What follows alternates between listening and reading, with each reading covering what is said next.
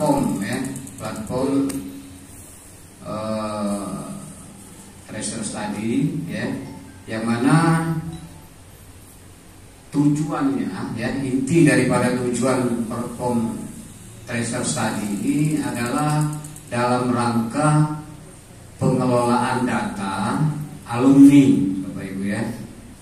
Jadi sehingga itulah juga yang melatar belakangi sehingga tercetuslah ide untuk pembuatan platform ini. Yang pertama adalah kebutuhan tentang data ya.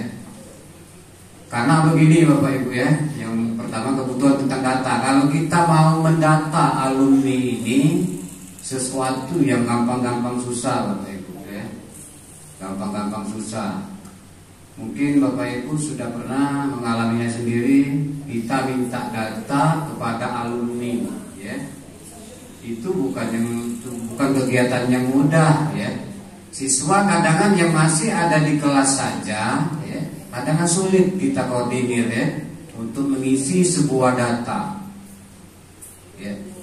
Apalagi yang statusnya sudah alumni, dihubungi susah, itu yang pertama. Kadang-kadang HP-nya sudah berubah ya. Sehingga pendataan ini menjadi dilema sekali bagi SMK, bagi Dinas Pendidikan dalam rangka penelusuran ya, alumni ini. Tujuan penelusuran itu adalah untuk mengetahui keberadaannya ya. Apakah alumni ini meneruskan setelah tamat dari SMK ya, apakah bekerja, apakah berwirausaha ya. Di situ disebutkan BMW Bapak Ibu ya. Sudah tahu BMW kan? Bekerja, wirausaha, BM meneruskan dan wirausaha. Ya, jadi yang jadi kata kunci dari tracer study ini adalah pendataan keberadaan alumni, apakah bekerja, apakah meneruskan, apakah berwirausaha. Kemudian yang melatari belakang berikutnya adalah sulitnya dalam melacak, yaitu tadi ya, sulit Bapak Ibu ya.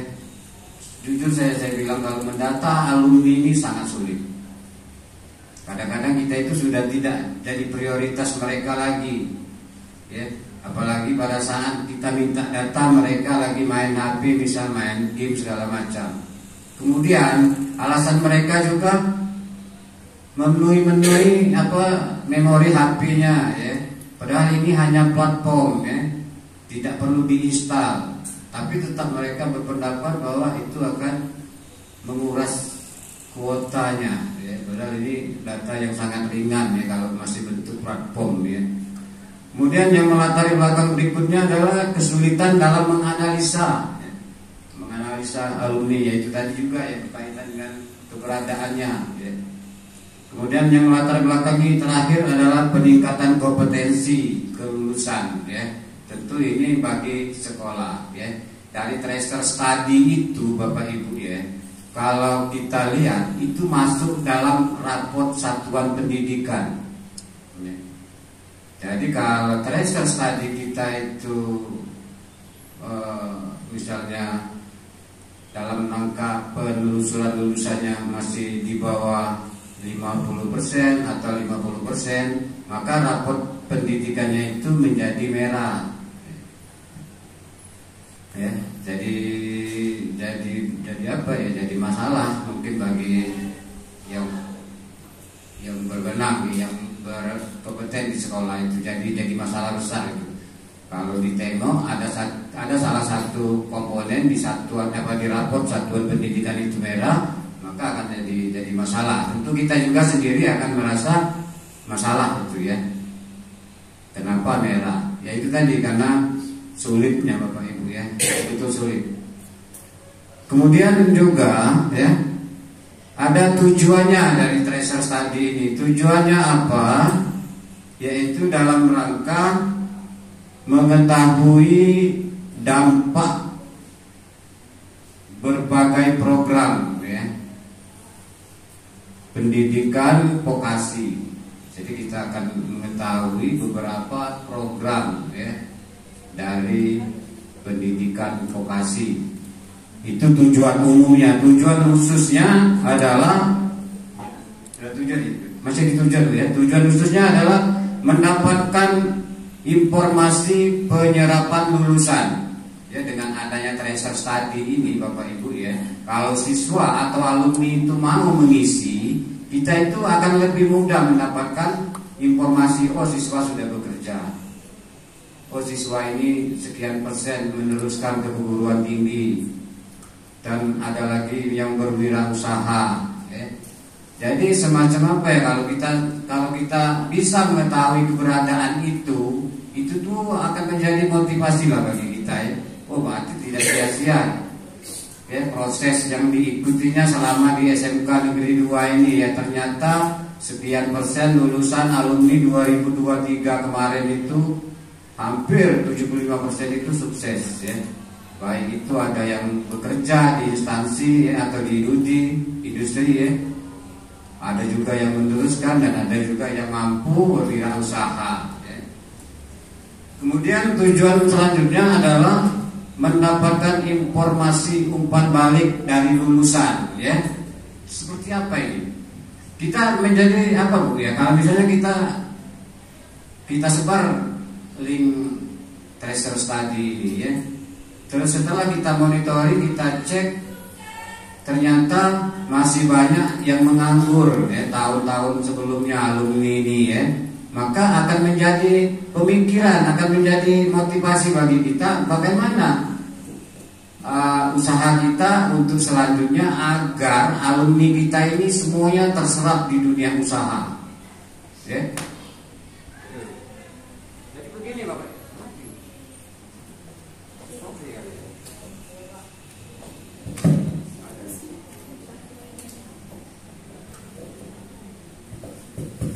Ya, satu. Oke. Udah, jadi akan menjadi pemikiran kita bersama bagaimana usaha kita nanti ya dalam rangka meningkatkan kualitas lulusan ini sehingga dapat diserap oleh dunia usaha ya, dunia industri. Mungkin banyak langkah-langkah ya. Ini berkaitan juga dengan, nanti saya jelaskan tentang kaitannya dengan pendanaan ya. Bagaimana cara supaya banyak terserap? Yang pertama itu adalah dari sisi kurikulumnya. Mungkin kita selaraskan dulu kurikulum kita dengan kurikulum dunia usaha ya. Sebenarnya Bu ya, kurikulum ini tidak usah muluk-muluk sebenarnya kalau pemikiran saya Bu ya. Misalnya begini, misalnya ada industri ya yang hanya minta anak ini bisa mengaduk tepung, gula, apa itu ya sehingga bisa dibuat kue. Dari sisi ngaduknya saja, mungkin ini kita perdalam ya. Kita kasih terus materi atau jam tambahan sehingga dia hanya mampu membuat kue yang dimaksud oleh dunia usaha itu. Misalnya kue apa itu? Misalnya kue lapis ya misalnya ya. Nah, siswa ini betul-betul terampil membuat kue lapis. Dan ini diminta oleh industri, Bu, kami butuh siswa yang bisa buat kue lapis ya. Kurikulumnya seperti ini ya, sudah itu saja kita kasihkan ke anak ya. Terus setelah dia selesai kita antarkan ke industri ya, karena kurikulum sudah dia tentukan dan penilaian-penilaian lainnya juga dia sudah menentukannya. Dan mungkin anak ini tidak diterima dia. Sebenarnya Bapak Ibu ya, tujuan daripada alumni SMK ini ya sebenarnya itu bisa terserap di industri, bekerja ya, intinya bekerja ya.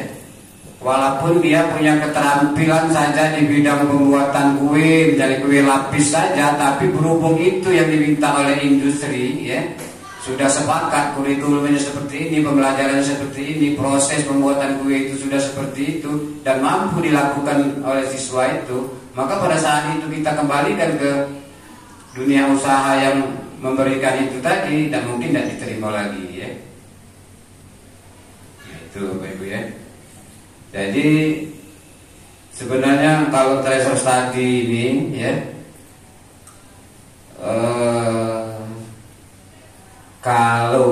kalau kita buat ya berdasarkan apa yang diisi oleh siswanya atau alumninya ya, maka mau tidak mau ya rapot satuan pendidikan itu akan tetap merah. Iya, akan tetap merah. Kalaupun dia mau ngisinya ya. Karena yang jadi prioritas di situ, di tracer itu adalah siswa itu bekerja intinya ya. Siswa itu bekerja atau berwirausaha ya. SMK itu seperti itu ya. Kalau dia meneruskan, bahkan bukan termasuk tujuan SMK itu kalau meneruskan itu ya. Karena sekolah umum ya. Jadi tujuan SMK itu kalau dulu-dulunya adalah ya menciptakan manusia yang siap kerja ya. Jadi kalau meneruskan itu bukan prioritas utama SMK ya. Nah itu sekolah umum. Jadi kalau banyakan siswa kita meneruskan juga ya, hitung-hitungannya pemerintah itu rugi mendirikan SMK ya. Karena mendirikan satu SMK itu Bapak Ibu ya, kalau menurut para pakar sama dengan mendirikan 5 SMA ya, sama dengan mendirikan 5 SMA, mendirikan satu SMK. Karena SMK itu lebih ke sarana praktek ya. Kalau di SMK, kalau di SMA tidak ada sarana praktek, hanya ruang belajar saja ya. Kemudian ya situ aja ya, sudah bisa mendirikan SMA. Tapi kalau SMK tidak gampang ya, harus ada sarana prakteknya ya. Juga kalau dulu Bapak Ibu, kalau kita mau membuka jurusan baru harus survei dulu ya. Kalau misalnya membuka jurusan perhotelan, kita harus survei dulu. Apa uji surveinya? Paling tidak menyediakan tempat magang ya. Paling tidak ada perekrutan ya di kota tersebut ya. Kemudian ada industri-industri yang mendukung jurusan yang mau kita buka ya. Nah, kalau misalnya di SMK kelompok teknologi itu, kalau jurusan TKJ itu sekarang sudah mulai terancam tertutup ya. Terancam tutup. Karena apa? Karena dunia kerja mereka hanya berharap dari Telkom ya. Tidak ada provider kalau di jurusan TKJ ya, yang ada di kota Lubuk Linggau. Sedangkan anak-anak kita ini kalau disuruh pegawai atau kita kasih lowongan kerja ya, yang berada di luar kota biasanya malas ya.